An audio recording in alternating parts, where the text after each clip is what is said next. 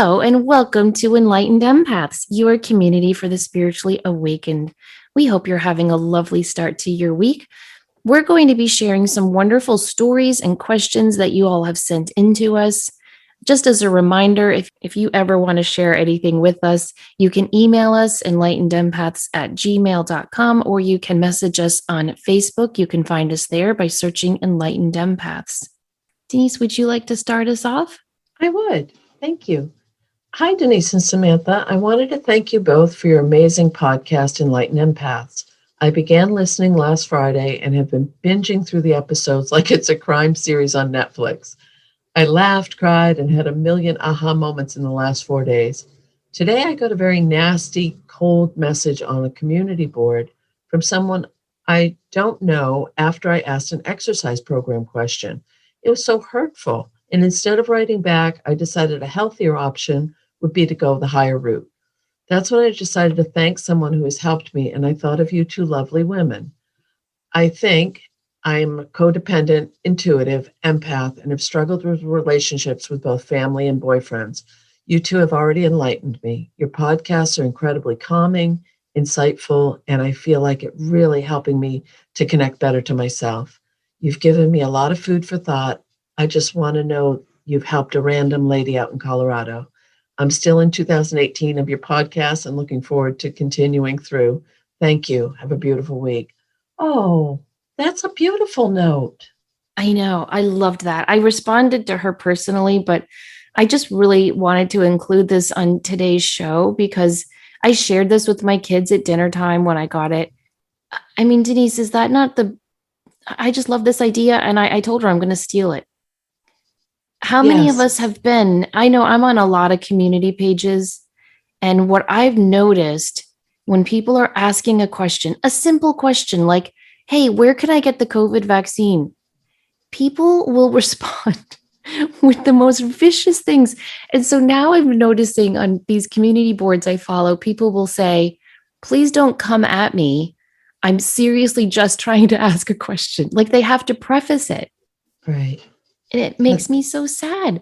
And I just love this idea of instead of writing back or responding in any way, she decided just to thank someone and kind of pay it forward in a positive way. I think if we all did that, what a perfect world it would be. And I love that she didn't internalize it and feel bad about herself and instead did something positive and proactive. Oh, that's such a perfect point. Yeah, exactly. So she's still in 2018, so she might not hear this for like 2 more years. But we just want to say thank you so much because it really made our whole weeks. And I was just happy to be able to share it with my teenage girls because, the stuff they experience on Snapchat and Instagram and stuff is very similar. And I just thought it was a lovely idea. And I just so grateful for her. Oh, I'm so glad she shared it with us. Our next one says, hello, ladies. I am starting my journey on really embracing my empathy. I work as a respiratory therapist, and I found that my hands will get really hot around people, coworkers, and patients, and I will have the urge to touch them to release the heat. I usually play it off and say, feel how hot my hands are, so I can touch them without freaking them out. A pattern has emerged with the people that make my hands hot. They are usually anxious or especially sad. Can you help me better understand what is happening and possibly point me in a direction to better hone these abilities? Wow. Okay. To me, that is a sign of a natural healer. This is something I learned when I took all my Reiki classes. And then when I started teaching Reiki and I would share that story of the hot hands, at least 80% of the students would nod. That happens to me. That happens to me. So in my opinion and experience, this means that you are a natural healer. Your hands are getting hot because what's happening is, if you think about our aura, it extends 6 feet around us, and that's every direction. That's in front, behind, left, right, above our head, below our feet. And that aura is bumping up against everyone else's auras. And our auras are like little feelers.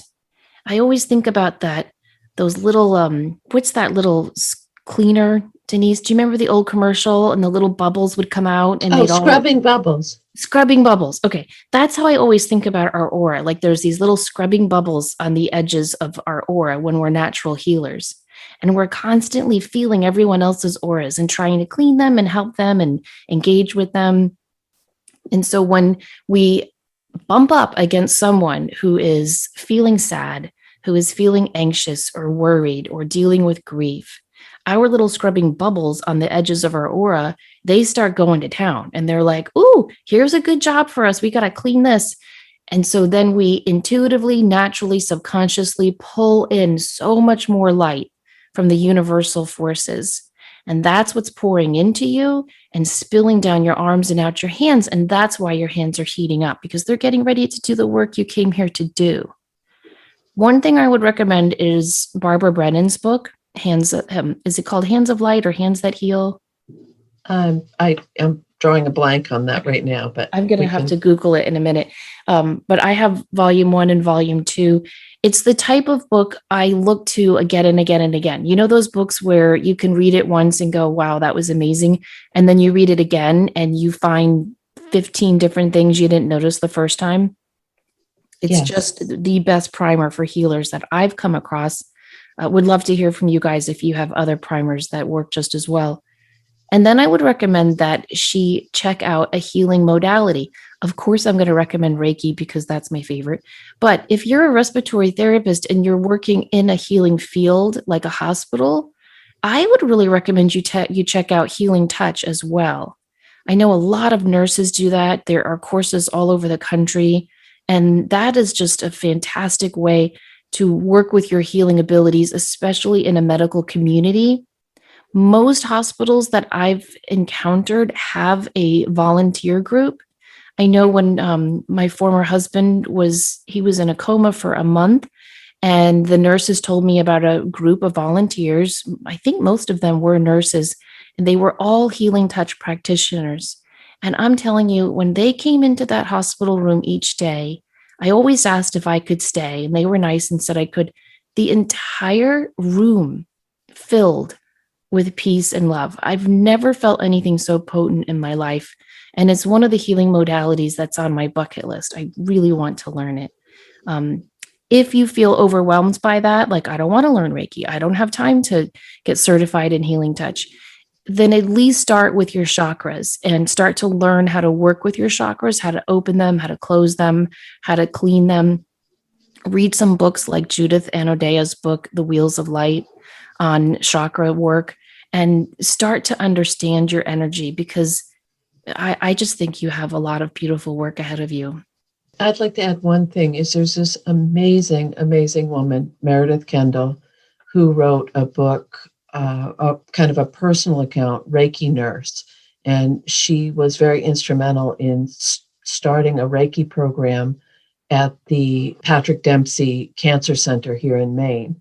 She also wrote a second book, My Hot Hands. And we talked about that a lot. We used to talk about that a lot, that she would say true healers, exactly what you just said. They'll feel that energy coming through and they'll feel their hands. And those might be 2 other resources people might be interested in. Oh, we should have her on the show. She's amazing. She's very kind, incredibly in the zone. And she's actually the person who attuned me to Reiki. Oh, I found the book title. It's called Hands of Light, A Guide to Healing Through the Human Energy Field by Barbara Brennan. And then the other one I have is Light Emerging, The Journey of Personal Healing. Those sound like good reference books for all of us to have. Yeah, they're excellent. Okay. So our next one, I'm 54 and semi-retired. I'd like to learn how to connect with my crystals for my highest good, work on my intuition, and maybe one day connect with my spirit guide, guardian angel, and my mother, who I lost 2 years ago and miss so very much. I have a strong faith as a Lutheran. This year, I found a podcast called Bible in a Year. I've never read the whole Bible and thought this would be a great way to do so.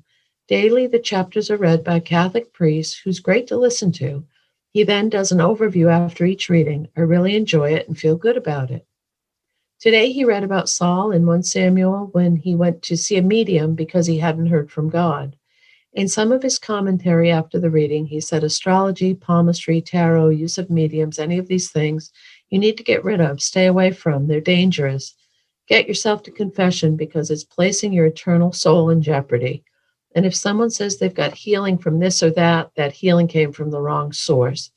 These practices go against and seriously violate the first commandment, thou shalt have no other gods before me. They contradict and take away respect and honor from our Lord. He said, you don't have to be scared. God conquers all, but just repent and don't have anything to do with these practices. Technically, he didn't mention or say anything about crystals, but I'm thinking he probably is including them. And here I am just starting my classes and feeling good about crystals. I'm extremely sensitive, and this has made me feel really bad and guilty. Like, what do you think you're doing? Crystals are from the earth and mentioned lots of times in the Bible. I feel they add to the peace Jesus gives me. And of course, they will not replace Jesus in any way. Crystals just feel like an added bonus. Samantha, you mentioned once about a priest who had asked you about your spiritual gifts, and he said, as long as God is at the center of all you do, you're okay. I just wanted to write to ask you, if you could, for some reassuring words or any thoughts, just hoping you could maybe help me feel a little better. Samantha and Denise, I feel you radiate light, kindness, love, peace, and positivity.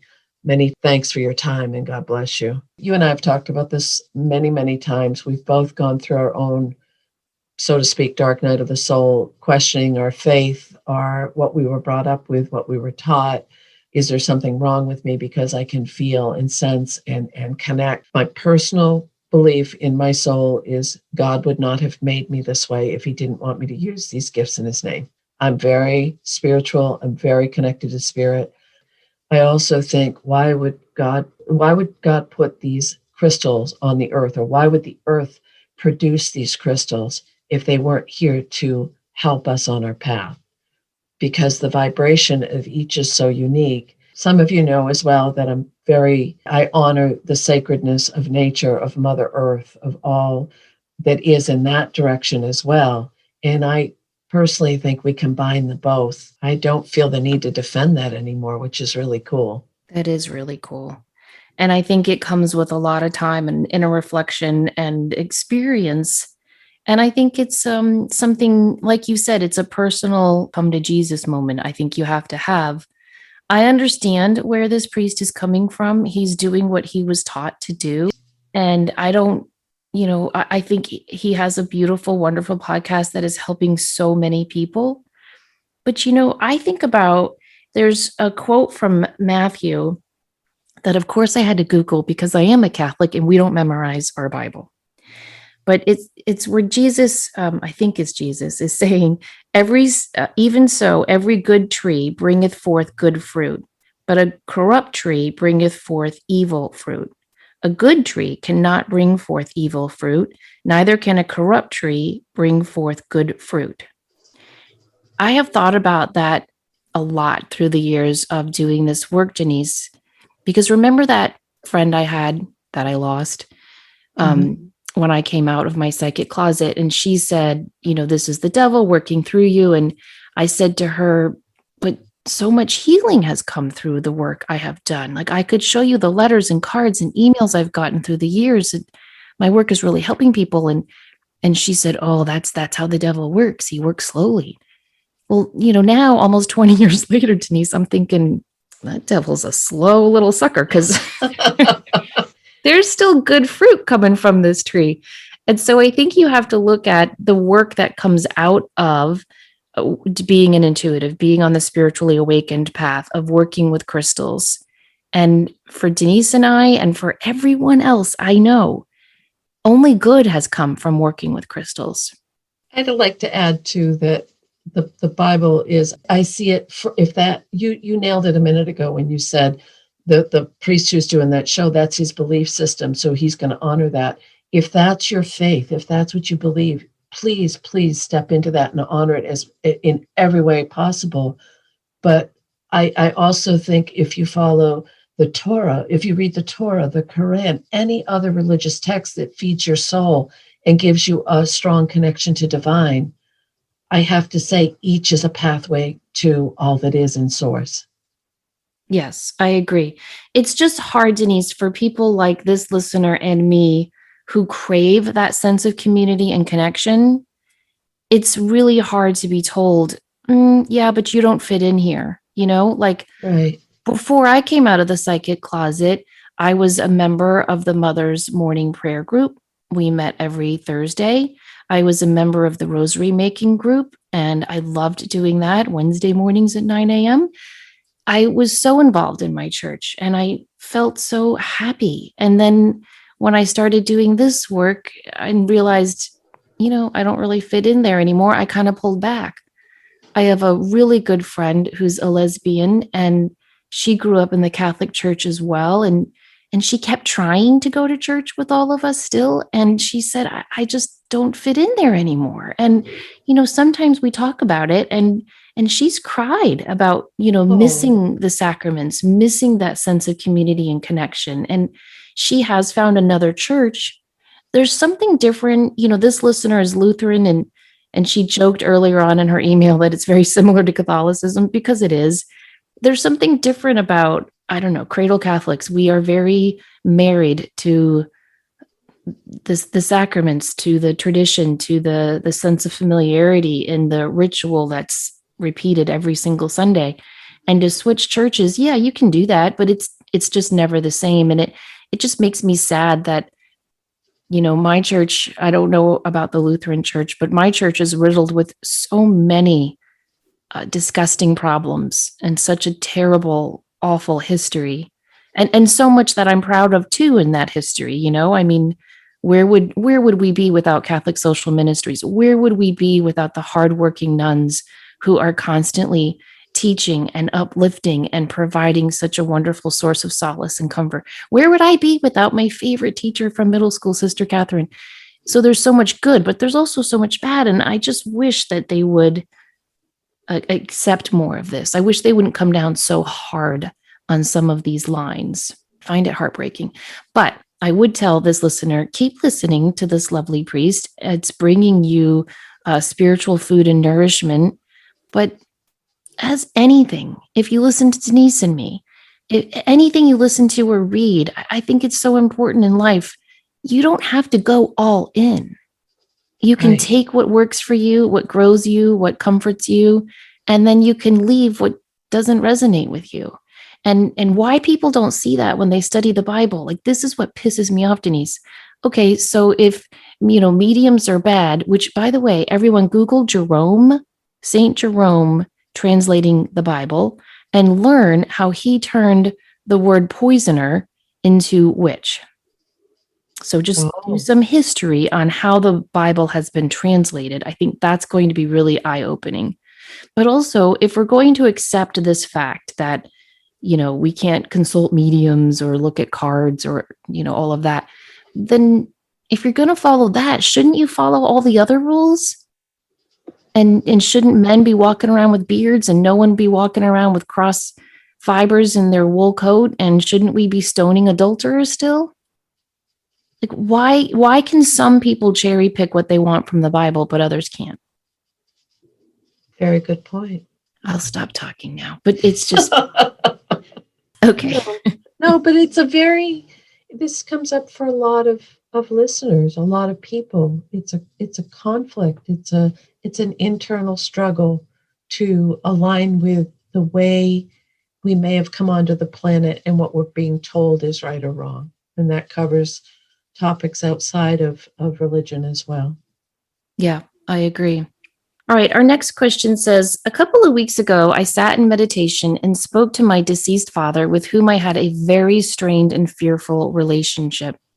I told him that I know he loved me despite the events that made me fearful during his living years.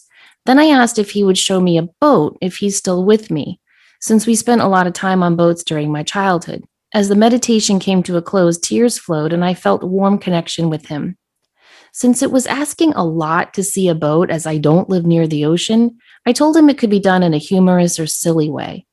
Later that evening, I was walking my dog in my neighborhood, and a neighbor was towing a speedboat to show his wife his new toy. She was laughing and shouting to the other neighbors, "Look at my husband's new toy, it's a boat." So thank you for prompting me to ask for signs.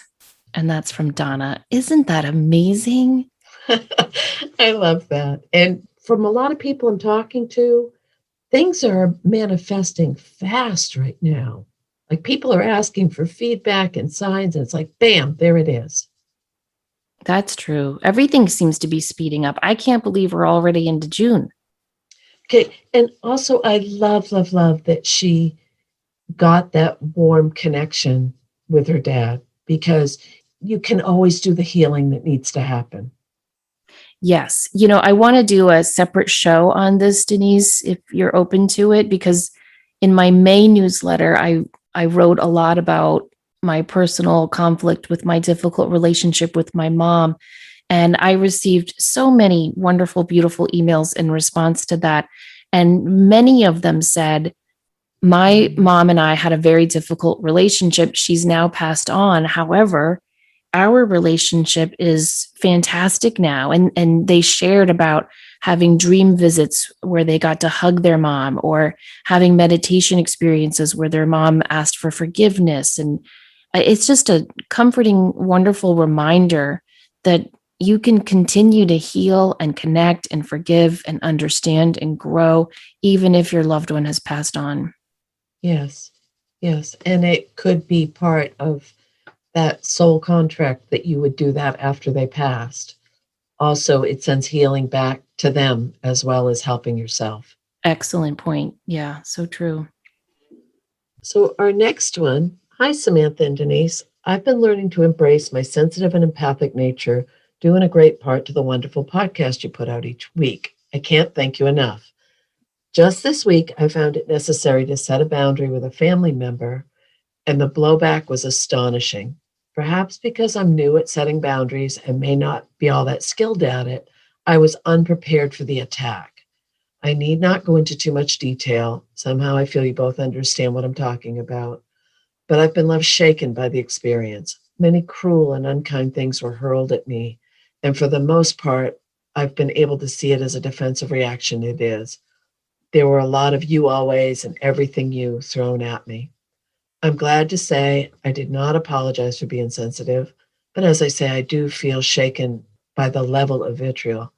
Perhaps I was naive to be unprepared for it. I know I didn't do anything wrong. I wasn't abusive or unkind.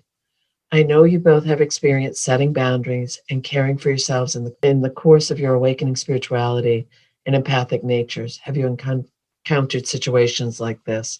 Sadly, yes. And it seems that, but on a good note, they're much fewer and further between than they used to be. We have a wonderful guest, Terry Cole, who has written a book, Boundary Boss. She's an amazing author and person, but her book is incredible for boundary issues. My feeling from this note was, as much as it hurt, congratulations on not apologizing for being sensitive.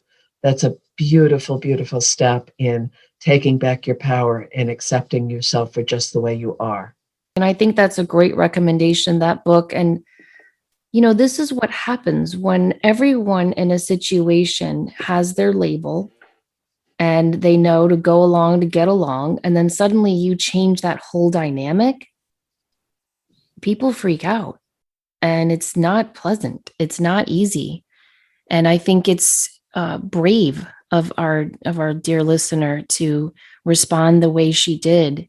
I've been working hard at setting boundaries and I'm getting better at it, but I think it's an ongoing process. It's never easy. The pushback is always hard. And the lingering feelings of, did I do the right thing? Should I have just, went along to get along, as I said, it stays with you. And you have to really stay strong and keep that boundary foremost in the front of your head and think, okay, this is what's more important to me. The way I look at it when I'm setting a boundary with someone is, if I don't set this boundary, nothing's going to change. And when you're setting a boundary, what you're seeking is positive change. So it's not easy. And my heart goes out to you, but you're doing the right thing and you're doing the good work. And eventually they're going to change. Deb has a lovely metaphor she often uses. She says, think about a hanging mobile. I never know how to say that. Go over a baby's crib. And if you hit one of those things dangling from that mobile every other thing dangling has to move. So whenever we change, it means the people around us have to change, and they don't like that. Very few people like change. So you're going to get that pushback. But if you can look at it from a spiritual point of view, that's a really positive sign that they're reacting that way because it means your boundaries working. Excellent point. Very well said. All right, our next one says, I have a question for the soul community. I have been listening to you both for years, and thank you for all you've done in my life and for the lives of so many that listen to your show. Well, thank you very much. My mom was recently diagnosed with Alzheimer's. We had thought it was part of a dementia due to an infection and several weeks in the hospital. However, when she continued to have a decline in her cognitive function, we knew it was worse. It seems as if the infection set off a chain reaction in her body, and now the diagnosis has hit us all like a ton of bricks.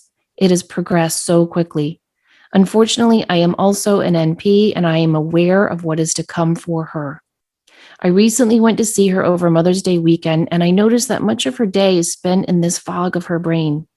She stares out the window looking at the birds in the feeder and seems to get lost. A year ago, she was a different person completely, a very tough, strict German mother who had also been a Benedictine nun for 17 years before leaving the convent. Now her quilting room is full of unfinished projects. I was talking with my aunt who came over as well, and she told me that there was a very respected Catholic priest, Father Michael, who was very spiritual. He taught many classes on spirituality, and my parents had attended his courses. He also believed in reincarnation, although he would never admit it. Long story short, too late. His secretary, who worked for him for years, had developed Alzheimer's too. My aunt asked him about this, and he said that she was living her purgatory here on Earth. I'm wondering your thoughts on such diseases where the mind seems to be somewhere on another plane, but also fluctuates between here and there. I know that her disease is teaching me many things that are part of my journey, and I believe that this Alzheimer's is part of hers. But I do wonder where she goes so often and how I can help her. This, of course, is not something that is taught in the textbooks in nursing school. Well, isn't that the truth? Okay, so I kind of have a lot to say about this, Denise, so feel free to cut me off if I babble. Okay. But I've told this story many, many times on the show, so I'll tell it very quickly. But I remember years ago sitting in my office, an older woman came to see me, and I started connecting her to her husband, and she was nodding to everything I said. It was one of the clearest readings I've done. It was just like he was standing right next to her. And in my head, I'm thinking, look at you go, like move over, John Holland. It was a great, accurate reading. And when I finished, very pleased with myself, I said, I hope that was helpful. And she said, it was. Everything you said was true about my husband, except he's very much alive. And I said, oh, I freaked out in my head. I'm like, well, who the hell was I connecting with? And she said, but he has stage 4 Alzheimer's. So I haven't been able to communicate with him in years. So this was a gift. It was very helpful. Well, when I went home and I meditated, I asked my guides, like, what happened? Was I connecting with him? Was I connecting with his higher self? Was I connecting with maybe his father on the other side? Like, who was talking to me and showing me all those intimate details about their life? And my guide said, no, it was him. And he showed me an image of this man with one foot on the other side and one foot here. And so I've since learned that often when we have Alzheimer's, it is as though parts of us are on the other side and parts of us are here. And when our listener mentioned, how Father Michael said he's doing his purgatory here on Earth, that really struck me because I've thought about that a lot. My dad is in stage 4 Alzheimer's right now, and so he's not really able to communicate. But months ago, I had this profound interaction with him that I recorded, and I'm so glad I had the sense of mind to hit the record button on my phone. But he told me that every night when he goes to bed, a staircase appears in his room, and he goes to the other side, and he's shown aspects of his life that he doesn't want to see. And he says he doesn't like it. And he said, I'm always there with him. And he said, the big shot is always there. And he said, the big shot doesn't like me. Now, my dad is like the most likable person you could ever meet. You should see the nurses at the nursing home where he's at. They are, every time I see them, they're like, your dad is the nicest man I've ever met. He's so easy to take care of. That's just always been my dad. He's just super kind. And so I'm like, what do you mean he doesn't like you? Everyone likes you. And he says, no, he's mad at me because I'm resisting looking at my life. And I remember he said, I stopped listening to myself when I was 18 and I split into two. And I said, what do you mean you split into two? Like, what does that mean? And he said, I stopped listening to the better me. And I said, you mean like your higher self? And he said, yeah, that's it. And I said, is that when you started drinking? And he said, yeah, that is when I started drinking. And it just, Denise, I've thought about this conversation. It went on for about over 30 minutes. And he kept saying, I remember him saying, money, money, money, money, money. And I said, what do you mean, Dad? And he said, all I thought about was money. And it's true. Like all my dad did was work. That's all he did. He worked. Every time he got promoted, he'd move us across the country, which pissed me off.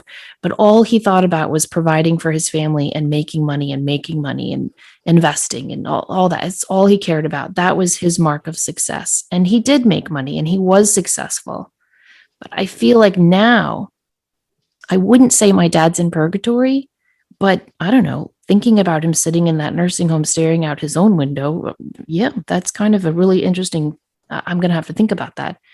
But I do think that he's doing aspects of his life review now. And I wonder if people in Alzheimer's, and I don't mean all people, but I do mean my father, he's such a kind man. And I think the way he was able to be so kind and gentle and loving to everyone else is by pushing any of his needs down, you know? And I wonder if now that he's in Alzheimer's and this big shot, who I think is his guide, is coming to him at night and showing him aspects from his life that he hasn't wanted to look at, like why did you choose money over time with your family? Why did you choose this job and make your family move all these times for success? I don't think he wants to look at that. He would prefer to just smile and be kind and get along with everyone. Does that make sense? It makes perfect sense. It makes absolutely perfect sense. And, as a medium, people who are in later stages of Alzheimer's, dementia, severe cognitive dysfunction will often feel like exactly the same. Not often, they generally feel exactly the same to me as people who have passed on an energetic level. And I do. I think they spend time on both sides. I think when they say, my Aunt Mary came and saw me today, they're seeing Aunt Mary because they're on that side with them. I believe that in my heart to be true. Yeah. And I think there's like a refusal in a way for the soul to pass over. I did another reading for a woman, and I remember her mother came through, and I told her, and she said, my mom's still here, but she has Alzheimer's. And I saw the number 81. And I said, is she 81? And she said, no, she's 85. And I said, I think she was supposed to pass at 81. And it's like she's holding on. And so when I tuned into the mother's energy, I saw this image of a woman with her arms crossed. And she said, I took care of everyone my whole life, all of my children, my mother, my mother-in-law, my husband. Now it's their turn. And I'm going to sit here and I'm going to be taken care of. Oh, my. Yeah. It was really interesting. And I just got this sense that she was hanging around, even though her soul was contracted to go over 4 years before, because she was going to be taken care of. Sounds like she got what she was looking for. What do you think about that idea of purgatory on Earth? I do think it's a living hell. I think for the person trapped in that space, and it's that tipping point when people, and we've both seen it with people we care about very deeply, when that tipping point comes where the fear sets in of the reality of what's happening, and then they step over that line and they don't come back. And years and years and years ago, I worked night shift in a nursing home, and this was back when I was in college, and I would work during the day, sleep a few hours, and then work night shift 11 to 7 in this nursing home. And this was before regulations and all the things that have been put in place. And that was by far the hardest job I've ever had in my life, because it was seeing these people who had lived these vibrant, exciting, loving, kind lives, and they couldn't communicate. And you could look in their eyes and you could see that they were still in there, but that they weren't able to express themselves.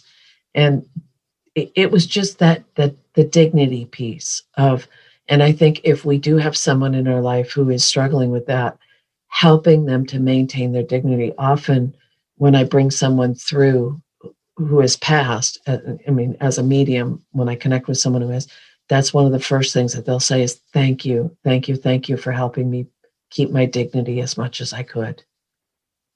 Wow, that's beautiful.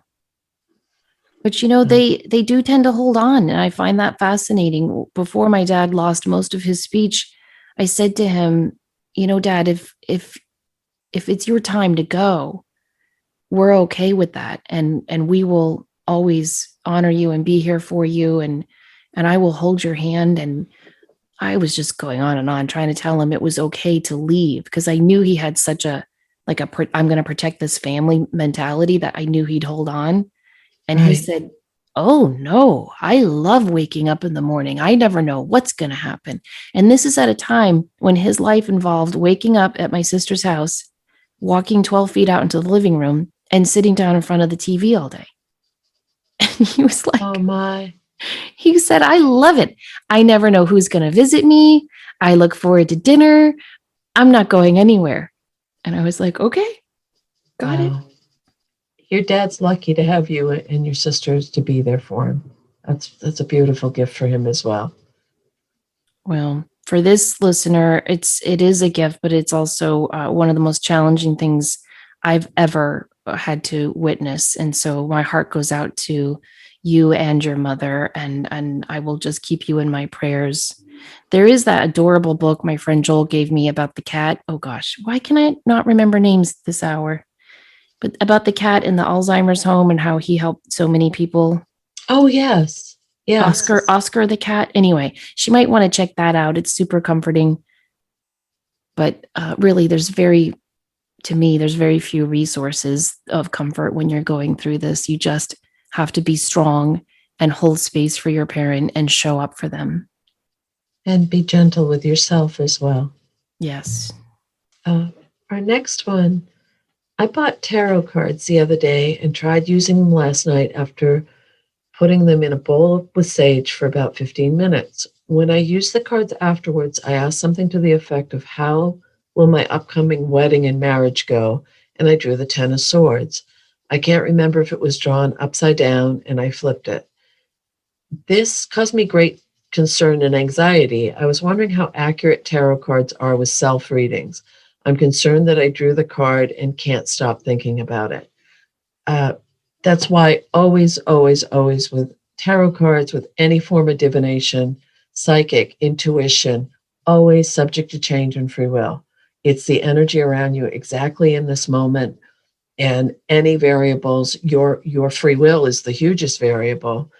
But tens are about transition, and the ten of swords is very much about surrender. And I think that there is a surrender if you're going to commit to someone in a marriage ceremony. But please, please, and self readings are there. I think it's harder to read for yourself than for someone else, because it's hard to keep the objectivity, but also your own emotional desire gets in the way, or fears or anxieties. Yeah, I agree. And also, when you get a new deck of tarot, to me, there's a lot you have to do before you do that first reading beyond putting it in some sage. Mm-hmm. I think it's important to touch every card at least once before you do the first reading. I think it's important to really pray over those cards and ask that your highest guides surround those cards. I think it's crucial that you have a mantra or prayer that you say before each and every reading you do. And I've also learned, since I hate the reverse cards, I know they're important and you have to include them, but I don't like seeing a reverse card. And what I learned about myself, because I'm left-handed, but I don't know why, I always turn the cards with my right hand. So I've noticed sometimes I'll flip the card and then sometimes I'll turn it left to right. Do you know what I mean, Denise? Mm-hmm. Okay. So I've had to school myself in being consistent with that, because how are my guides supposed to know how to turn up a reverse card for me if I'm sometimes flipping it and sometimes turning it left to right? So I've practiced myself now. I do not flip the card. I turn it left to right as I turn them over. And then I get more consistent readings. Also, the 10 of Swords in a marriage card is not as scary as, say, the 3 of Swords, right? That one I'd be a little concerned about. The 10 of Swords card could be exactly what Denise was saying. It's a surrender, but also, I don't know, did you feel this way when you on your wedding day? I remember kind of mourning Samantha Owen. I remember like when I went to the Social Security office and I got my name changed, I just remember feeling kind of sad, like that person will never be here again. I'm a new person. I had a very different wedding experience that would probably be the polar opposite of what you did. So I'm not going there right now. No, I don't mean like the wedding party. I just mean the act of it. Like, did you feel like it's a huge transition. Yes, huge? And yes. it is an ending of one chapter of your life where never again will it just be about you. And that's exciting and scary. And so that I just would say to her, try working with the cards more intimately before doing a reading. Create a mantra or prayer where you say, only messages from my highest good and from universal sources of love, light, and healing can come through. Mark the boundary and then do it again. And we wish you all the best of luck in your upcoming wedding festivities. Oh, very, very much so. And one last thing, if you intuitive tarot, you're able to use the cards as a jumping off point. So you may say, use the 10 of Swords, give that little blurb, and then see what comes through intuitively. Pay attention to how your body reacts. See if it triggers some other thought pattern, because they can be beautiful to use the cards in that way. Also, reversals can just be the blocked energy. So that comes up a lot in the tarot class when I work with students, is that reversals are very frustrating and they're hard to understand. So I agree with everything you said about getting to know your deck, honoring them, and making it a practice, not just a parlor game. Well, and did she say where the 10 of Swords appeared? She just said she drew the 10 of Swords. Well, see, then that's a whole nother discussion that we don't have time to go into. That's true, because it's almost like reading the contextual clues in a book. Yeah. I mean, if it came in the past, that would mean something. If it came that second to last card in the Celtic cross spread that shows like what's blocking you or your greatest hope, your greatest fear. Mm-hmm. If it was there, that's something so it depends on where it showed up to. So anyway, don't panic. Enjoy your wedding. Have a wonderful celebration. Okay. Our last question says, I was having a hard time sleeping recently, so I decided to try out Samantha's suggestion of praying for someone in need of a prayer. Rather than praying for someone specific, I started praying more generally for anyone who was in need of a prayer. I just kept repeating over and over that whoever was in need of healing or help in any way, that they would be blessed and healed. I woke up several times in the night, and each time I was able to fall back asleep by praying and sending healing to anyone who needed it. This was the first time I had tried this, and it proved to be very effective. When I woke up in the morning, I was in the kitchen getting ready for work. My roommate came out of her room and said, Rachel, I just had the most spiritually healing and powerful dreams last night. She started tearing up and talked about how she felt like so much profound spiritual healing was happening to her on a deep energetic level, and that all of these beings were coming to her to help. What are the odds that on the exact same night I was trying out praying for someone else for the first time as a method for helping me sleep, that she had such a profound dream? I wonder if some of my prayers helped her with her healing. Either way, it was a special synchronicity. Sometimes I forget that prayers do make a difference. But whether it was my prayers or someone else's, I feel like this was a sign that sending love out into the world has a profound impact in ways that we can't even begin to comprehend or imagine. Blessings and thanks so much for all of your work. I've been a fan of your show for many years, and listening to you all always lifts my spirits. Love and light from Denver, Colorado. Wow, I love that story. That's a beautiful story. I mean, really, what are the odds? Right. You know, what are the odds? And so this is such a great reminder that not only are we doing spiritual, impactful work during our sleep time, but also that prayer truly does work and it has an impact. And she wasn't saying like, oh, I pray that my roommate has this, healing. She was just sending out prayerful energy to anyone that needed it. That's what we need to do more of. Instead of the fear-based, the anxiety, the biggies, gratitude, kindness, healing. Let's do more of that. Let's do more of that. I know. I was just doing research on the power of prayer for something I'm writing. And I just want to read this one thing that I came up through my research. Dr. Wayne Jonas and Cindy C. Crawford, they looked at 2,000 published studies on the power of prayer. So I didn't even know there had been 2,000 published studies on prayer. Mm-hmm. And what they concluded is that, quote, there is evidence to suggest that mind and matter interact in a way that is consistent with the assumptions of distant healing. Mental intention has effects on non-living random systems and may have effects on living systems. And then Dr. Larry Dossey, who's written so many great books on this, if you are interested in the power of prayer, check out his book, Healing Words, The Power of Prayer. He says, if only a single one of these studies is valid, then a non-local dimension of consciousness definitely exists. Wow. So think about that. Non-local dimension of consciousness. So when we send out a prayer to anyone, to any animal, to any aspect of earth, to ourselves, and don't forget, my big advice to people always as well is to pray for your angels and guides. God knows my angels and guides need prayer, so pray to mine. But don't forget to thank them and pray for them as well, because they're doing a lot of hard work too. And prayers for our loved ones in heaven help tremendously. Anytime we send out that energy, it definitely works. And our listeners' dream story exemplifies that. And, 2,000 plus studies have proven that too.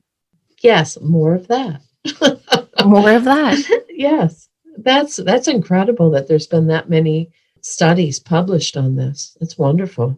I know. It's so exciting to read the studies, some of them too, because they have shown that they've done it in many, many different ways. Like they've told people, hey, you're being prayed for. And then they've had another group where they're not told they're prayed for. And every study again and again and again shows it doesn't matter if they know they're being prayed for or they don't know they're being prayed for. The impact on the result of their surgery is statistically better when they're prayed for. Wow. So, because a lot of people were thinking, well, that's just the placebo effect. You're going in for heart surgery and you're told, 100 people in this project are praying for you. You're going to manifest better healing results. But no, the studies have shown even if they don't know they're being prayed for, they have better results. It's incredible. Well, thank you guys so much for sharing your wonderful and inspiring questions and stories. We'd love to hear from you. So just again, as another reminder, you can always email us enlightenedempaths@gmail.com, or you can find us on Facebook at Enlightened Empaths.